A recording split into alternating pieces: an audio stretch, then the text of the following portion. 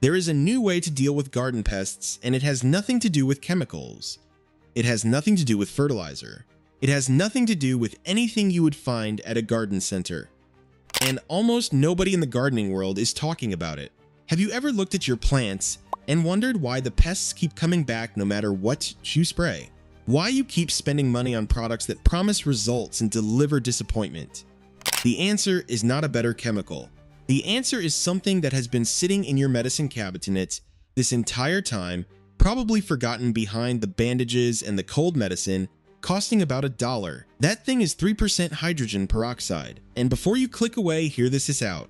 Because what this small brown bottle can do in your garden, on your soil, on your plants, against the pests that have been defeating you season after season is genuinely surprising. It works on fungus, gnats, aphids, thrips, spider mites, root aphids, mosquito larvae, and fungal problems. It leaves behind nothing but water and oxygen. No toxic residue, no chemical buildup, no harm to your earthworms or soil biology at the correct dilution. Products that do half of what this does cost 20 times more. And by the end of this video, you will also find out how that same bottle quietly handles some of the most stubborn pest problems inside your home too. So stay with this. Here is how to use it in the garden. Fungus gnats are one of those problems that sneak up fast. One week you notice a fly or two hovering around a damp pot. 2 weeks later there are clouds of them. A single female can lay up to 200 eggs in 1 week. Which means what looks like a minor nuisance becomes a full infestation almost overnight. The larvae live in the top layer of moist soil and feed on roots, and for seedlings that damage can be fatal before you even realize what is happening. A hydrogen peroxide soil drench wipes them out. Mix 1 part 3% hydrogen peroxide with 4 parts water. Let the top inch or two of soil dry out first, then water the plant thoroughly with the mixture. The soil will fizz and bubble as the peroxide breaks down in the root zone, killing larvae and eggs on contact. That extra oxygen also benefits the roots at the same time. 1 or 2 treatments spaced a week apart is usually all it takes to break the cycle completely. Most gardeners think they know how to handle aphids. Most gardeners are wrong. Aphids, spider mites, whiteflies, mealybugs.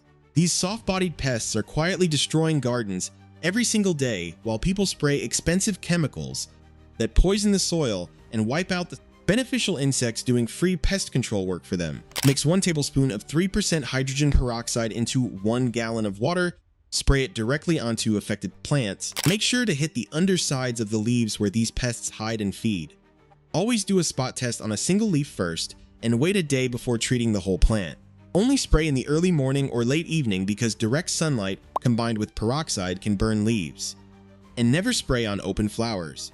Bees are not the problem here. Thrips are even worse. By the time you see the damage, silvery streaks on leaves, distorted new growth, tiny dark specks on the foliage, the population has already cycled through multiple generations. They reproduce so fast that inconsistent treatment is completely pointless. Mix equal parts 3% hydrogen peroxide and water and soak the top inch of soil thoroughly every single week without skipping. This kills eggs and larvae hiding in the growing medium before they ever get a chance to mature. For adults on the foliage, rinse the plant hard with a hose first, then follow up with a light misting of the diluted solution. Miss 1 week and you are starting over. Here is the one pest problem almost no gardener ever thinks to look for until it is too late. Root aphids work underground, colonizing the root zone directly, causing wilting and yellowing that looks exactly like a watering problem or a nutrient deficiency. People feed the plant, adjust their watering, try everything, and the plant keeps declining. Because the real problem is invisible. The same one. 4 hydrogen peroxide to water dilution applied directly into the soil reaches these hidden pests and deals with them the same way it handles everything else. Contact oxidation gone. Now this next one is something every single garden has and almost nobody treats, and it is probably costing you more enjoyment of your outdoor space than any other pest on this list. Standing water. A plant saucer, a bird bath that has not been refreshed, a forgotten bucket in the corner of the yard. Mosquitoes do not need much. Even a bottle cap of water is enough to breed in. The most important step is the most overlooked one. Empty and refresh standing water regularly. That removes the breeding ground entirely. For containers you want to keep filled, a small amount of hydrogen peroxide added routinely kills larvae before they mature. It breaks down quickly in sunlight, so it is not a one-time fix, it is a habit. Powdery mildew and fungal residue left behind after. Pest infestations are where most gardeners give up and reach for the expensive stuff. Do not. The same diluted spray you are already using for pests can slow the spread of early-stage fungal problems on leaves and soil surfaces. This is not a cure for serious disease, and it will not save a plant that is already heavily infected. But as a first response on a light mildew patch or a fungal film on a struggling pot, it works. Spot test first, spray in low light, stay away from the flowers.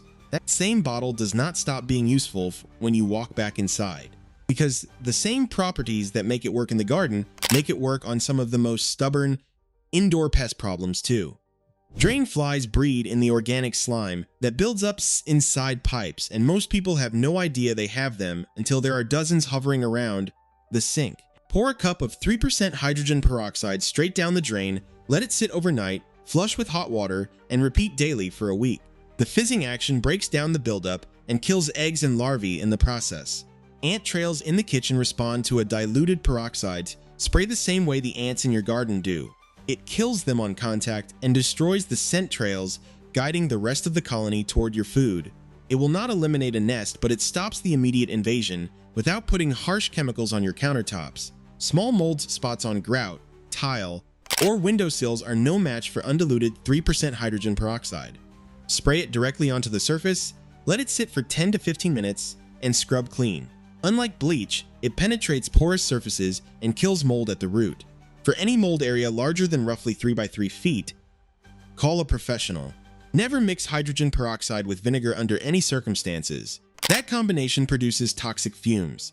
Flea infestations in the home can be attacked by adding hydrogen peroxide to laundry when washing bedding and pet beds, and spraying a diluted solution onto carpets, furniture, and baseboards. Repeat every few days for 2 to 3 weeks to catch newly hatching generations. Do not apply it directly to your pets. It irritates their skin and is not safe for animals. If you have found evidence of mice or rats, hydrogen peroxide is one of the most effective disinfectants you can use before cleaning up. Mouse and rat droppings can carry hantavirus, salmonella, and leptospirosis. Gloves on, mask on, spray the area thoroughly, let it soak 5 minutes, wipe up with paper towels, seal the bag, throw it out. One rule that applies to everything in this video: always use 3% hydrogen peroxide, always dilute correctly, never spray in direct sunlight, keep children and pets away from treated areas until dry, and for severe infestations or dangerous pests, call a professional. The solution to most of this has been sitting in your medicine cabinet the whole time. $1 a bottle. Most people never even think to reach for it. Try it out and tell us about your results in the comments.